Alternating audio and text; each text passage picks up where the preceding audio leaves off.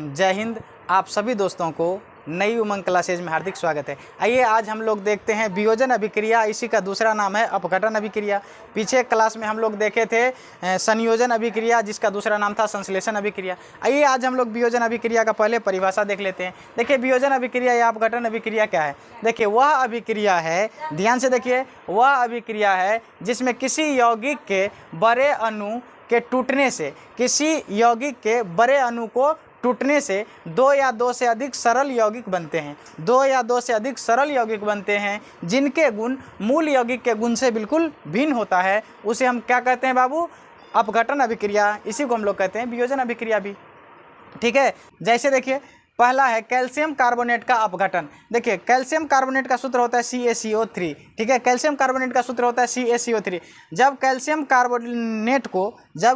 Carbonate को गर्म किया जाता है तो ये कैल्शियम ऑक्साइड और कार्बन डाइऑक्साइड में टूटता है। जो कैल्शियम ऑक्साइड का दूसरा नाम कली चूना भी है और कार्बन डाइऑक्साइड को मुक्त कर देता है। ठीक है बाबू, तो कैल्शियम कार्बोनेट को जब गर्म किया जाता है तब यह कैल्शियम ऑक्साइड में टूटता है और कार्बन डाइऑक्साइड को मुक्त करता है। और यही जो कैल्शियम ऑक्साइड है इसका दूसरा नाम कली चूना है, जिसका उपयोग सीमेंट बनाने में होता है। ठीक है, दूसरा देखिए पोटेशियम क्लोरेट का अपघटन। पोटेशियम क्लोरेट का अपघटन, देखिए पोटेशियम क्लोरेट का ये सूत्र है। अब कहिएगा यहाँ पर 2 क्या है, 2 क्या है, 3 क्या है। देखिए ये सब बैलेंस करने के लिए, समीकरण को बैलेंस करने के लिए 2, 2, 3 है। ठीक है, तो फिलहाल समझिए पोटेशियम क्लोरेट का अपघटन। जब पोटेशियम क्लोरेट को गर्म किया जाता है, ध्यान दीजिए, जब पोटेशियम क्लोरेट को गर्म किया जाता है तो ये पोटेशियम क्लोराइड बनता है और ऑक्सीजन को मुक्त करता है। ध्यान दीजिए, जब पोटेशियम क्लोरेट को गर्म किया जाता है तो पोटेशियम क्लोराइड बनता है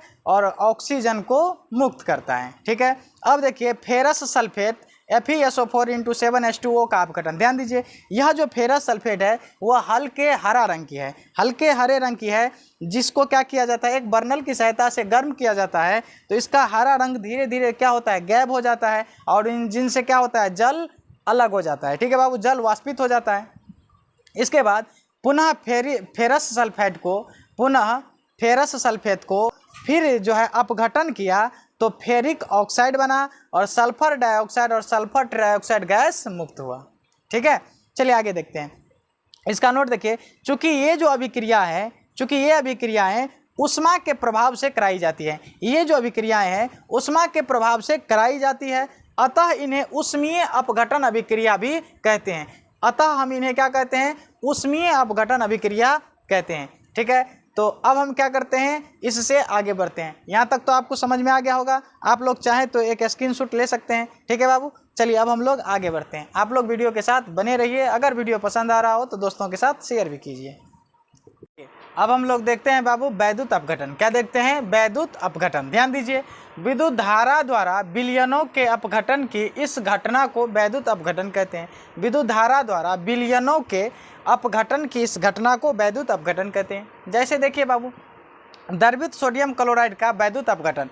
द्रवित सोडियम क्लोराइड का वैद्युत अपघटन। देखिए सोडियम क्लोराइड के विलयन में जब विद्युत धारा प्रवाहित किया जाता है, सोडियम क्लोराइड के विलयन में जब विद्युत धारा प्रवाहित किया जाता है तो सोडियम कैथोड पर और क्लोरीन एनोड पर मुक्त होता है। ठीक है बाबू, सोडियम कैथोड पर और क्लोरीन एनोड पर मुक्त होता है। आगे देखिए, द्रवित एल्युमिनियम ऑक्साइड का वैद्युत अपघटन। द्रवित एल्युमिनियम ऑक्साइड का वैद्युत अपघटन। ध्यान दीजिए, जब एल्युमिनियम ऑक्साइड के विलयन में विद्युत धारा प्रवाहित किया जाता है, एल्युमिनियम ऑक्साइड के विलयन में विद्युत धारा प्रवाहित किया जाता है तो एल्युमिनियम कैथोड पर और ऑक्सीजन एनोड पर मुक्त होता है। एल्युमिनियम कैथोड पर और ऑक्सीजन एनोड पर मुक्त होता है। ठीक है बाबू, अब देखते हैं जल का वैद्युत अपघटन। देखिए ध्यान से, जल में जब विद्युत धारा प्रवाहित किया जाता है, जल में जब विद्युत धारा प्रवाहित किया जाता है तब क्या होता है, हाइड्रोजन कैथोड पर और ऑक्सीजन एनोड पर मुक्त होता है।